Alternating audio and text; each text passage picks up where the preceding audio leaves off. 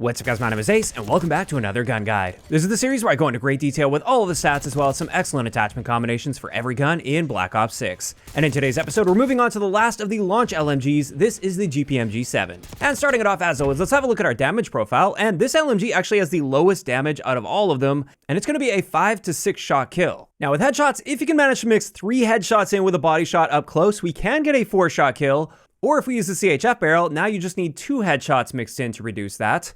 Although just as a side note, I find this thing is like a magnet for headshots, and at least for me, it naturally seems to get headshots very, very easily. Then when it comes to our pre-fire delay, it appears this is about the same as the XMG at roughly 50 milliseconds, which is unfortunate, but not as bad as a PU-21. And our rate of fire is 909 rounds per minute, which is by far the fastest in the LMG category. And what this means is with a 5-shot kill, we're killing in 264 milliseconds. This is technically the slowest time to kill potential out of the LMGs, but still a very impressive time to kill potential on its own before you add the pre-fire delay.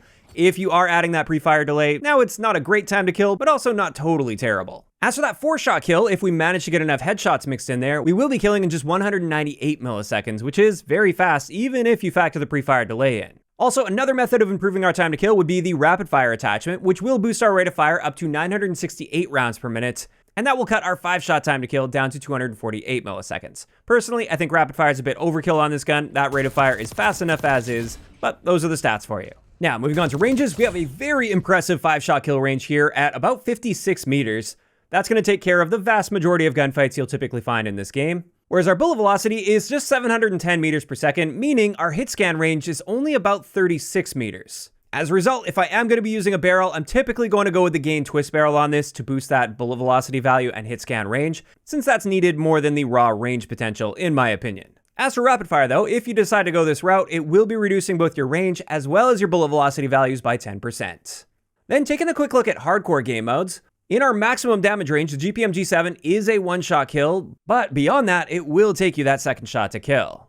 Now, let's move on to Hipfire, and the GPMG-7 has terrible Hipfire in this game. It's the worst in the LMG category, and that's really saying something because LMGs are bad as is. And essentially what this means is, unless you're practically touching the enemy player or you have no other options, you really want to try to avoid hip firing with this gun.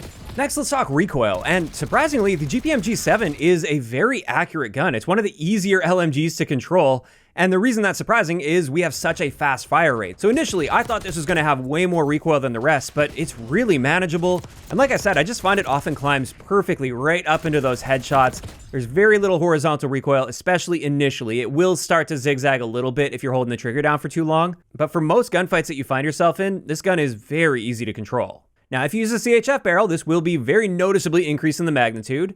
And it's a similar story with rapid fire, although not to the same degree as a CHF barrel. It's still got very manageable recoil with rapid fire, but again, I do think it's a bit overkill using that attachment. Most of the time, I will be using it on one of the builds I share for you guys later. Now, after that, let's get into our handling stats, and unfortunately, our aim down sight time is the worst in the LMG category and very slow at 460 milliseconds. And that's interesting because our sprint to fire time is actually the best in the LMG category at 230 milliseconds. So that's a bit of a weird mismatch. Usually those two values will follow suit with each other. Like if you've got a better than average aim down sight speed, you typically have a better than average sprint to fire speed, but it's the opposite in this case. And then finally, for our slide to fire and dive to fire times, these are both standard for LMGs and quite slow at 410 milliseconds and 490 milliseconds respectively. Next, when it comes to our reload add time, this is actually the fastest in the LMG category. That's not saying much, it is still quite slow if you compare it to something like an assault rifle for instance, but fastest in this category. However, it also has by far the smallest magazine capacity by default at just 50 rounds.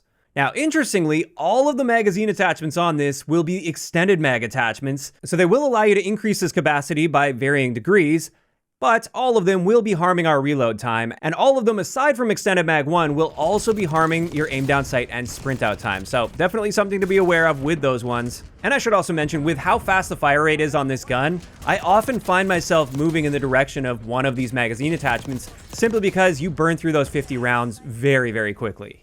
But then finally, for the base stats of the GPMG, let's get into our movement speed stats. And across the board, we're pretty much as average as you can get for an LMG here. And that's to say that it's not great at getting around the map very effectively, which is obviously not surprising. It is an LMG. They're designed to be slow. And with that, we can now finally move into some excellent attachment combinations I've got for you guys. And the first one I wanted to share is actually my favorite. This is my aggressive stealth build. With this one, we've got the suppressor to stay off the radar, the extended mag 1 attachment, which will give us a 75 round magazine, and it doesn't hurt our aim down sight or sprint out time at all, unlike the others. We have the CQB grip on this combined with the Strelic laser, so we get a faster sprint out time, slide to fire time, and dive to fire time, so we can be a lot more aggressive. And with that Strelic laser, it gives us near instant full accuracy when we start aiming down sight, so we don't have to worry about that really slow 460 millisecond aim down sight speed.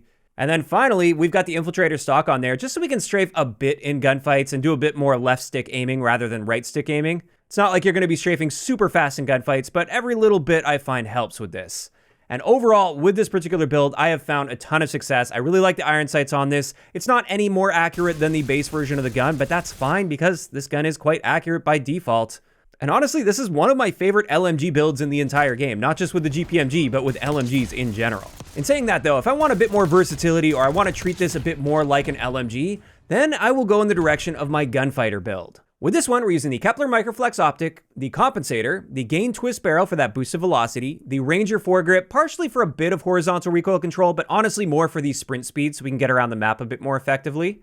We're using extended mag 3 on this one for a 150 round capacity, so we can spray quite a bit more between reloads. We've got the quick draw grip for a 395 millisecond aim down sight time, the Infiltrator stock, and then finally the recoil springs. And with this, we've got a very, very accurate gun on our hands, especially for the fire rate. That's insanely accurate. You can laser people very effectively at long ranges with this.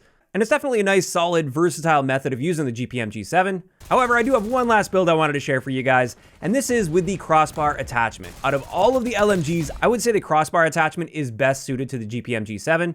And for those that need a recap, this is an underbarrel attachment that prevents you from fully aiming down sight and getting full accuracy, but it does really tighten up your spread. And I just find that it's a really fun change of pace, and with the GPMG in particular, you can be quite effective with this, at least on the smaller close quarters maps. So outside of the Crossbar, we're using the suppressor, extended mag 3, just like the previous build, the CQB grip to help with our sprint out time, and finally, we're topping this off with rapid fire, just because we're going to be missing shots with this. You're not going to be perfectly accurate, so the faster we can get those rounds out, the better, so it's not going to be as punishing when you do miss a few of those shots here or there. And with that, that's going to wrap it up today's gun guide on the GPMG-7. As for my thoughts on this gun, I really enjoy it. I've actually found a ton of success with this. I think it may be my favorite LMG. I'm kind of torn between this and the XMG. If I'm playing a bit more aggressively, I prefer the GPMG. I think due to the faster fire rate, it's just a bit more forgiving if you happen to miss a couple shots here or there. Whereas if I'm challenging people at longer ranges, then I'd rather go the XMG route. But overall, I've had a lot of fun with this gun. I really like the iron sight on it as well. That's a big positive. And yeah, those are my thoughts on it. Of course, I want to hear what you guys think about this gun in those comments down below. And if you guys have missed any of the previous gun guides, I will leave a link in the description of the video. If you enjoyed this one, a like rating is always appreciated. And don't forget to subscribe for more if you haven't already. I'll talk to you guys next time.